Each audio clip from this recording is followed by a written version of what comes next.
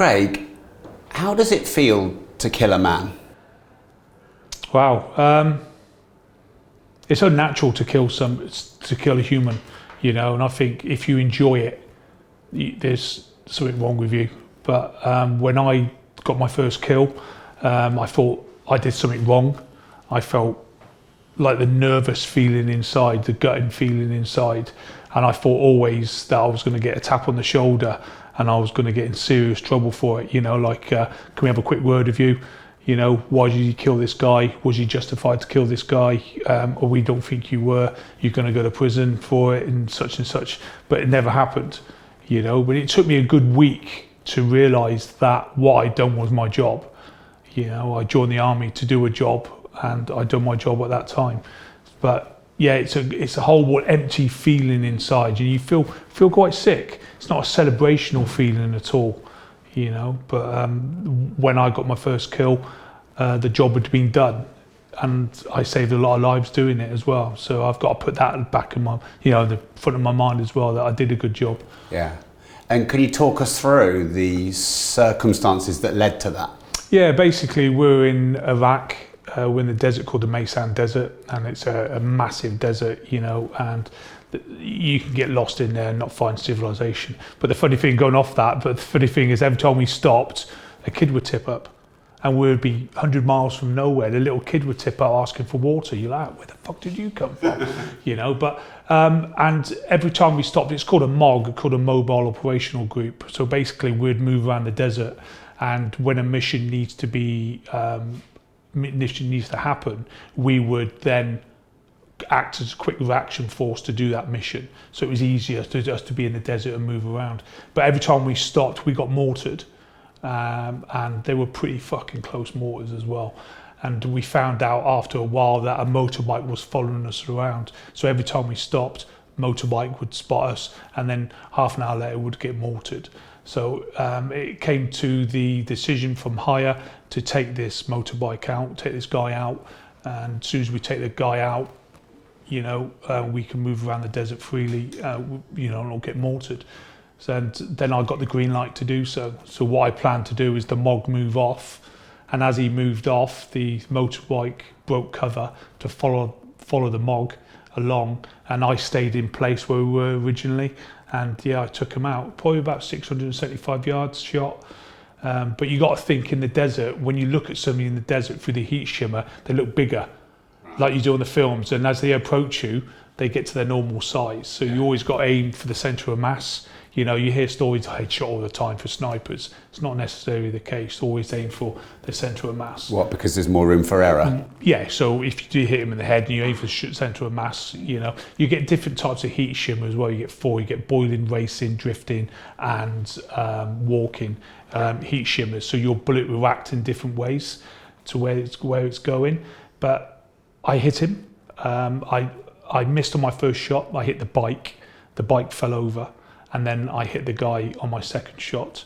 I hit him. I hit him up here. But I was aiming for centre of mass. Like you said, it's more correctional for error.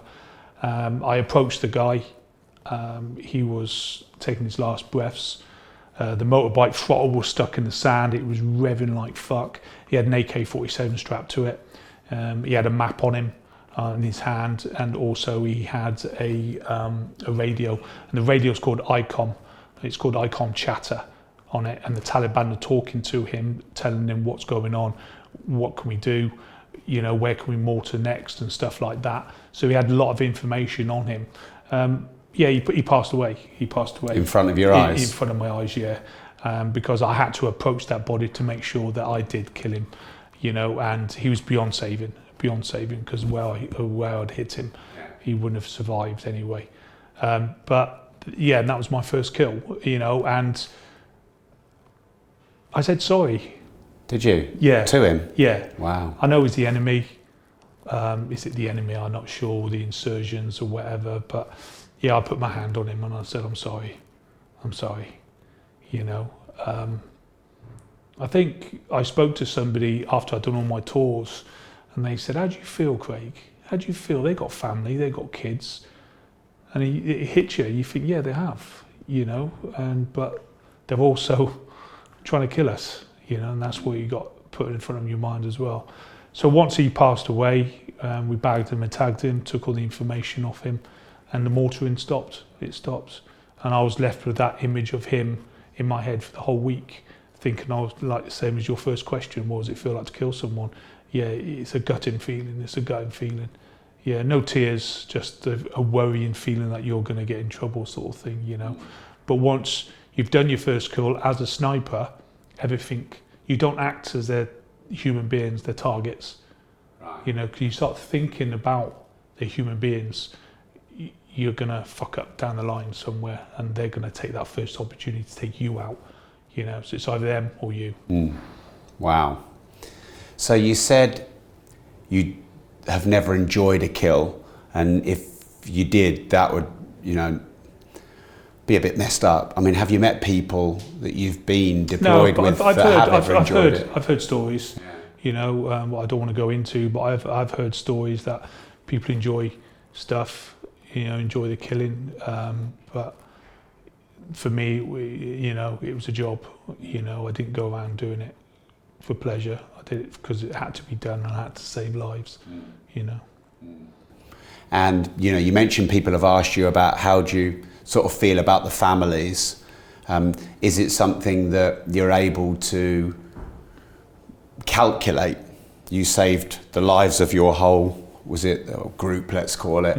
Is that a logical explanation that you tell to yourself to suppress the emotions? You have to suppress it. You have to blank it out. You have to forget it. Like I said, they're not human beings at the time, they're targets. And you have to put your training in gear and say, this is what I'm going to do, and think what you're doing and who you're saving. You know, you don't need to make other thoughts in your head, otherwise you're going to fuck up. You know, it's like my wife, Tanya, fucking breath of fresh air to me, breath of fucking fresh air. She says, never go to bed on an argument, okay? Because you don't know what happens when you're asleep, all right? So I don't know where I was going with this then, but about the killing. Yeah, I don't know where I was going with that. I'll think of it again in a minute. Yeah. You were talking about suppressing the emotions and seeing it as a logical target and an outcome.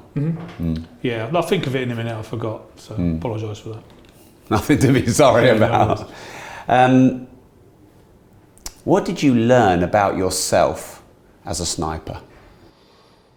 I like my own company. Good job. Yeah, I like my own company. I'm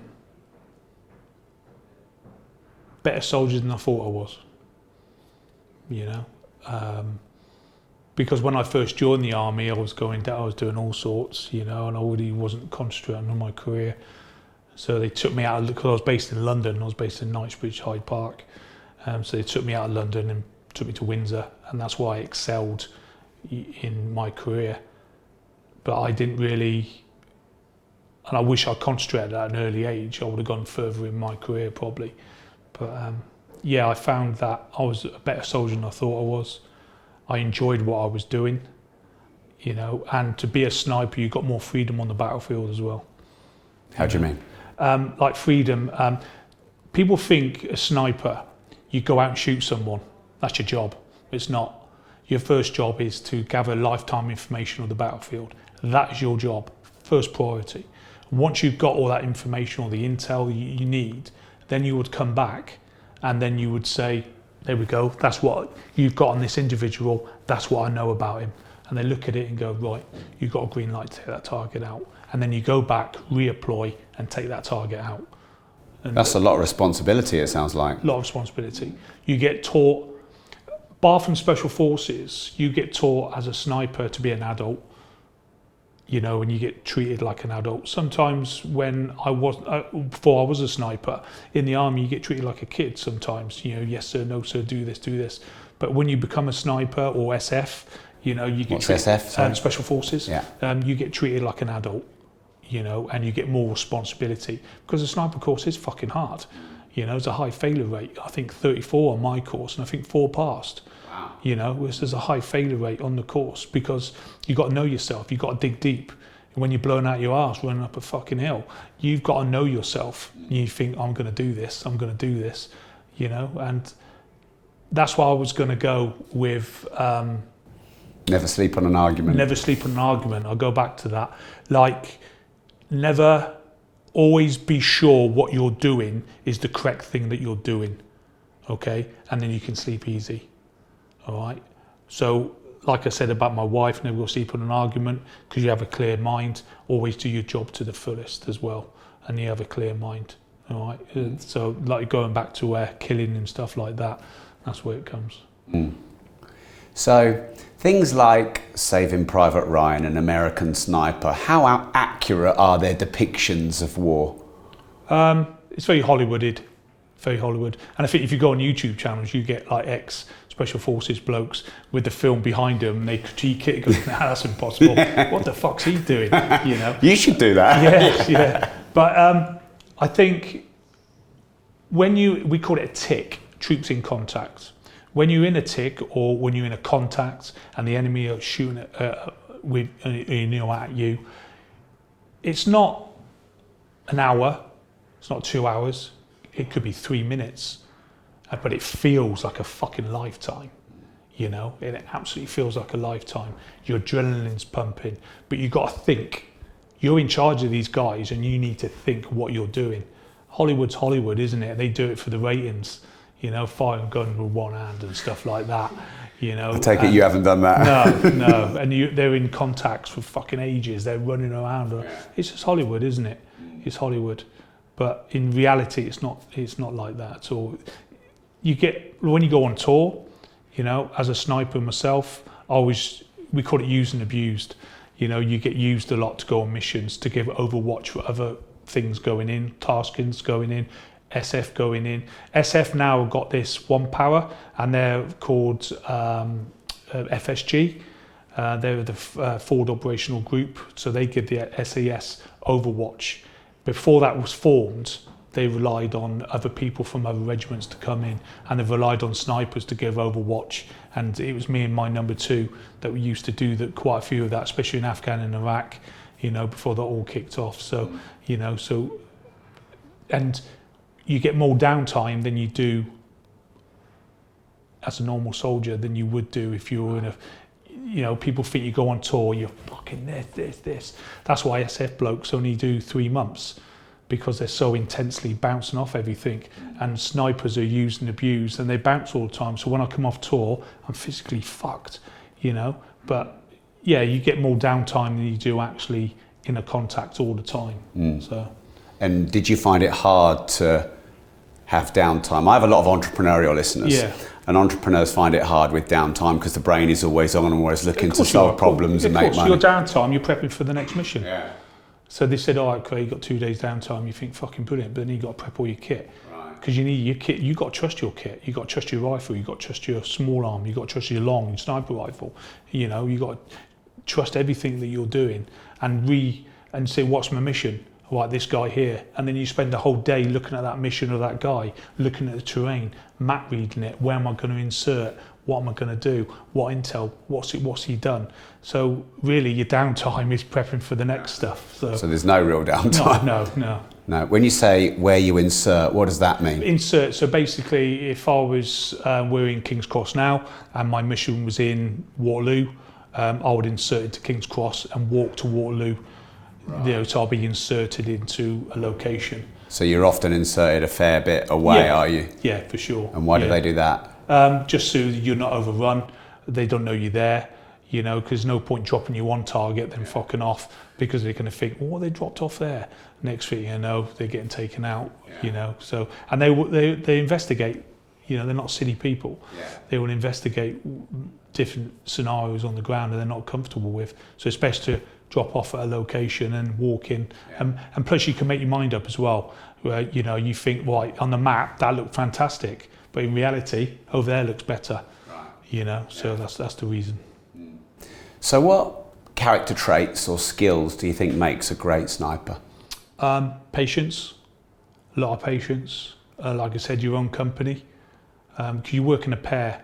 there's 16 in the platoon, and in a platoon, but then you work as a pair, so you get delegated a mission, and you'll go off attached to somebody else, and then you go off and do that mission as a pair. Why do you work as a pair? Because there's no such thing as lone wolf anymore. Right. You know, you don't go lone wolf it, you know, because you need support, you know, and to look for a scope constantly for 48 hours, because as a sniper, you're sustainable on the ground without resupply up to 72 hours, minimum 48 hours. But looking for a scope constantly, you know, you get tired, you get fatigued, so you cat nap, number 2 will take over, here a cat nap, you a cat nap, here a cat nap. And it's usually number 2 is better at doing the calculations, and number 1 behind the rifle is better at taking the shot. But luckily, me and my number 2, I don't want to say his name, but me and my number 2, we were the same level, competence-wise, of snipering. So we just took it in turns to do what we do. I won't ask you because I respect that, but what's the reason you don't want to say his name? I think he deserves his own privacy. He's just been discharged at the army with severe CPTSD. What's CPT? Chronic PTSD. Really? Same as me. I got discharged before, and he got discharged a couple of months ago. And he's in a really shit, bad way. Yeah, his whole life fell apart. Yeah. Yeah, I'd like to talk about that. A bit later on. Well, no, let's talk about it now. Or we've brought it up. So, let's talk about your discharge. Because were you in about 20 years service? 23 years. Wow, it's a long time. Yeah, the normal colour service is 22 years. What does colour service mean? The colour service is basically your full service that you do in the army. Right. So join when you're 16, leave when you're 40.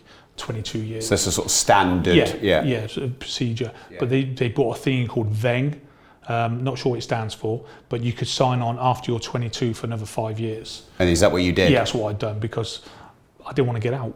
Why not? Because I got out after Kosovo, and I got out for 8 months, and fucking hated it.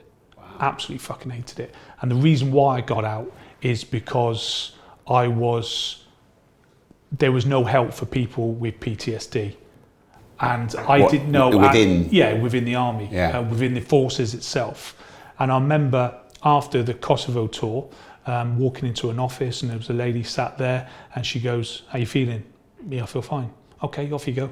And that was fucking it, you know. And that was your medical assessment that you're okay to go away and not go home, you know, and not kick off. You know, and that was it. But I felt... Why did you say you were okay if you weren't? 2 things I fucking hate. 1, the word man up. And there's a... Yeah. I'm just joking. Yeah, the man up. Yeah. And the other one is said, there's another one. Man up. So, soldier on. And I enjoyed my job. And if you knew you had a problem back then, you will get segregated, you know, they look into it more, they don't know what they're fucking doing and everything. And I didn't want to be that class as that one person. So I discharged out the army, and to sort my head out and try and do it myself. I didn't know I had something wrong with me. I felt something was wrong, but I didn't know what it was. You know, it was like when you're young as a kid, in my time, probably my wife's time as well, I didn't know about paedophiles. I didn't know about that word. I didn't know about bullying or anything like that, because we were sheltered as kids. But this day and age, it's in the full light now, isn't it? Everybody knows about it. And it's like that in the army. You know, back then, it was a taboo. PTSD was a taboo. And not many people had it, but didn't want to say they had it. You know? Hey, quick, before you go, if you want to watch the full, raw, uncut version of this episode in detail, no holds barred, you can watch it here. But before you go, make sure you like this video, subscribe to the channel, and turn the notification bell on.